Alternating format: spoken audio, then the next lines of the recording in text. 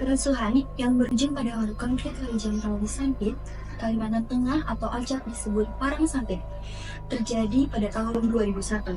Konflik ini melibatkan suku Dayak dengan warga pendatang Madura.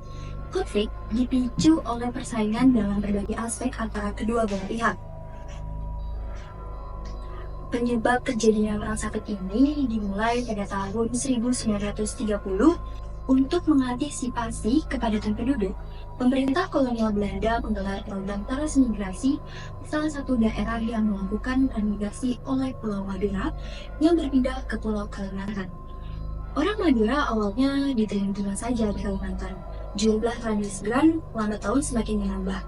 Bahkan di tengah Kalimantan Tengah sendiri populasi orang Madura sebesar 21%. Hal ini membuat adanya persaingan dalam bekerja, tempat tinggal, dan aspek kehidupan lain.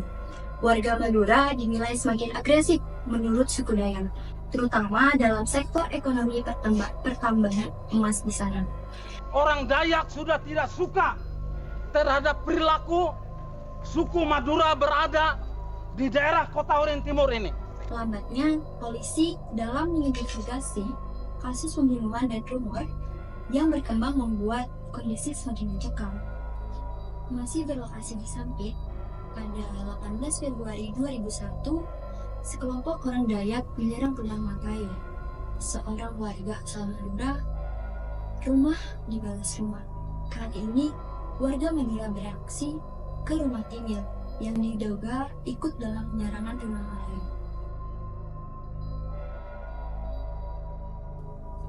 Meski ia berhasil kabur, rumahnya tidak terselamatkan. Tidak hanya rumahnya, rumah kerabatnya juga ikut hangus dibakar beserta seisi rumahnya. Akibat kasus Matayo, warga Madura di Sampit berani memukul mundur warga Dayak dari pemukimannya. Celakanya, ini justru memancing warga Dayak dari luar wilayah untuk berombongan mendatangi Sampit.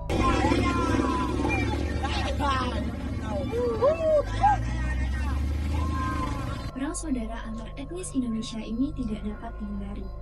Beragam senjata digunakan mulai dari tradisional seperti mandau, tombak, dan celurit, hingga senjata api dan bom rakitan. Konflik kian merambat ke kota-kota lain di sekujur provinsi Kalimantan Tengah, termasuk ibu kotanya, Palangkaraya. Hampir 1.300 nyawa melayang akibat insiden tahun ini, yang sebagian besar adalah orang Madura. Dilansir dari catatan Van Klinken, seorang profesor sejarah University of Amsterdam, bahwa hampir 90% populasi Madura yang tinggal di Kalimantan Tengah melarikan diri. Sampai akhirnya pihak militer bisa membubarkan massa pada pertengahan tahun.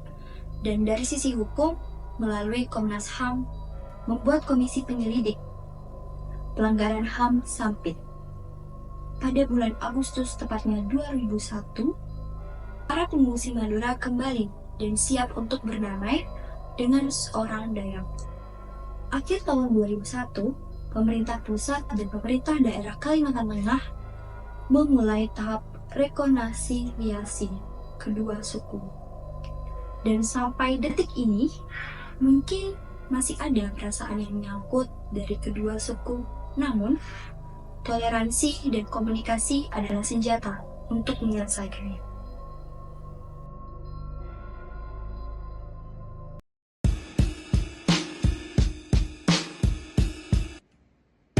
Something bad about to happen to me.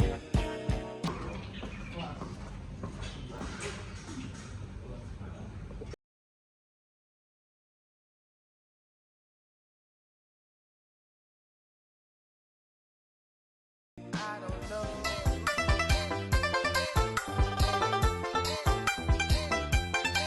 Get lost. Halo Git, kenapa ada apa? Halo Bas, kamu posisinya di mana? Lagi di kampus nih, lagi bikin tugas. Kamu tahu nggak hari ini hari apa?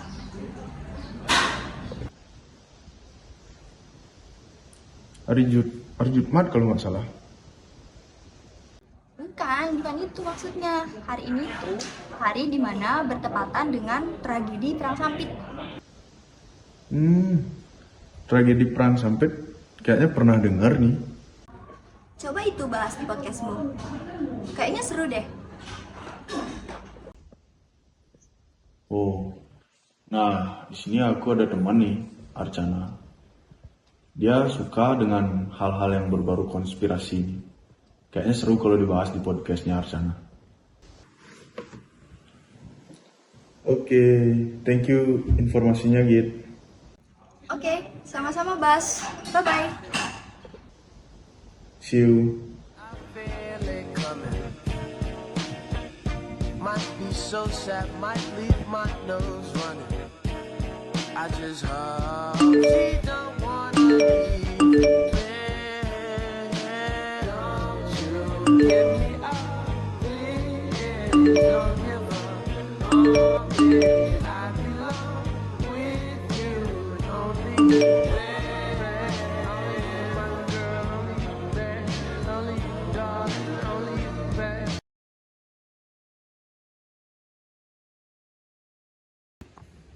Halo Cak.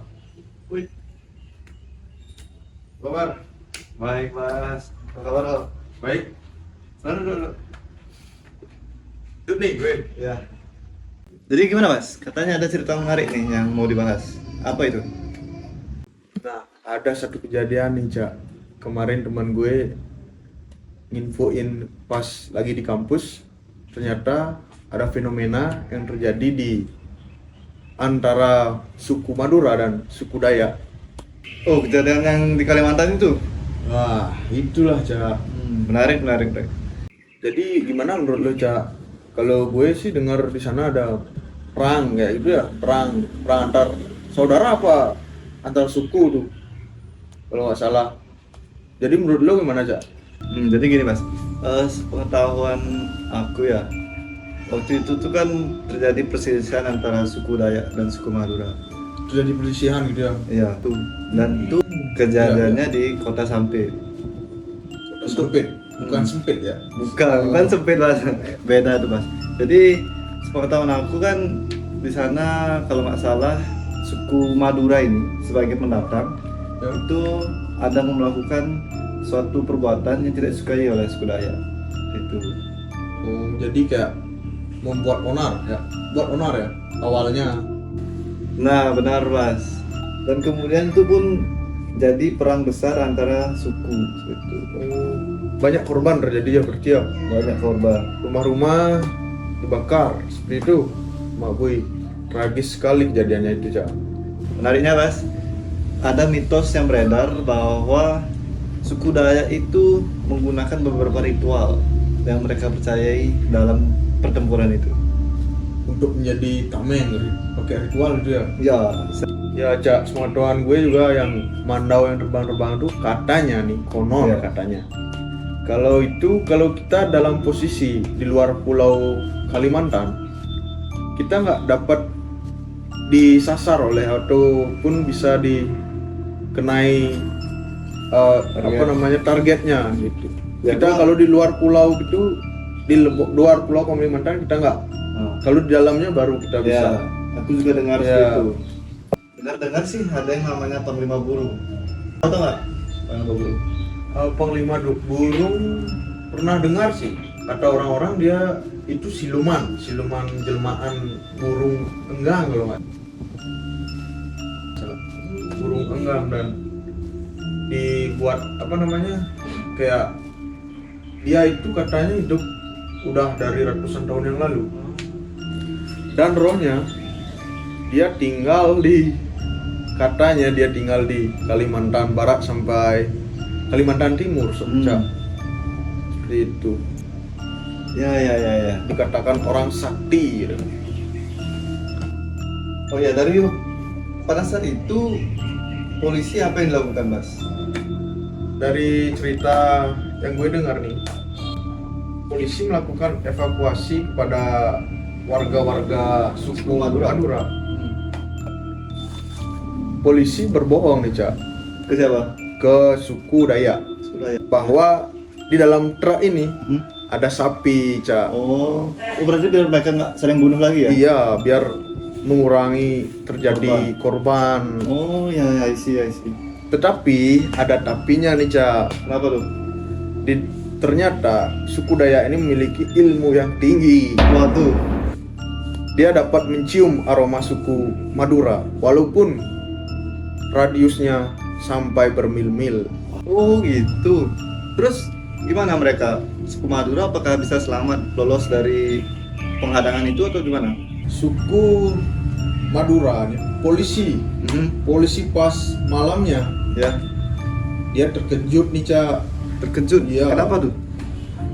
Dia sudah sampai di seberang Ya. pulau. Dia buka nih Buka isi truk. isi truk. Ternyata semua sudah Sudah meninggal. Cak. Ngeri juga ya, Cak. Gila sih itu sih. Apalagi kalau yang kau bilang tadi kan di Kalimantan suku Madura pasti dicari tuh sama suku Dayak. Apalagi dengan mandau terbangnya itu kan. Karena di dalam Mandau itu mungkin ditanam darah suku Madura, Cak. Oh iya, Karena iya. dia bisa memilih mana suku Madura, Mana yang bukan? mana yang bukan. Ya. Bisa dibilang teknologi yang agak seram sih. Iya. Kalau sangat mistis, Cak. Jadi itu saja sih yang mitos yang gue dengar-dengar. Iya. Dan ingat, Cak, kembali lagi itu cuma mitos, Iya. milik mitos. Jadi itu cerita-cerita orang-orang aja ya. Ya, dari mulut ke mulut, Cak. Tapi faktanya memang belum terbuka kan? Gak ada yang tahu kan? Iya, sampai sekarang gak ada yang tahu siapa pelaku, penyebabnya. Itu, Cak.